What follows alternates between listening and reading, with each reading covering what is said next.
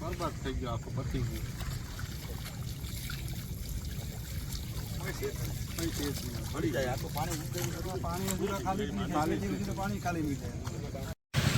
મારું નામ વિમલ ચુડાસમા છે. નેવું સોમનાથના ધારાસભ્ય તરીકે સેવા આપું છું. ત્યારે ખાસ કરીને કાલે સતત 2 દિવસથી ખૂબ મોટા પાયે વરસાદ પડી રહ્યો છે.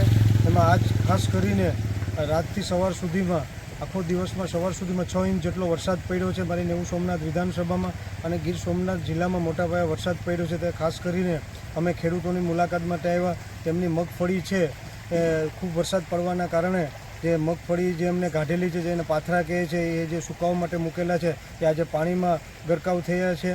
અને એના કારણે મગફળી પણ ફેલ થઈ ગઈ છે. પશુઓ માટેનો ચારો પણ સંપૂર્ણ રીતે ફેલ થઈ ગયો છે. એટલે ખેડૂતોએ પૂરી સિઝનની જે મહેનત કરી છે એ મહેનત સંપૂર્ણ એમના માથા ઉપર પડી છે. અને એમને આખી સિઝનમાં જે મહેનત કરી છે એ મહેનત તેમની ઉપર પડી છે. અને આજે ખેડૂતોને મોટા પાયે નુકસાન થયું છે. ત્યારે મારે સરકારને વિનંતી છે અને સરકારને હું માગણી કરું છું કે ખાસ કરીને સ્પેશિયલ પેકેજ જે ખેડૂતોને આપવામાં આવે, જેની સંપૂર્ણ એમને નુકસાન થયું ભરપાઈ કરવામાં આવે. અને એ સિવાય પણ જેમને પાક ધિરાણ લીધું એ પાક ધિરાણ સંપૂર્ણ માફ કરવામાં આવે.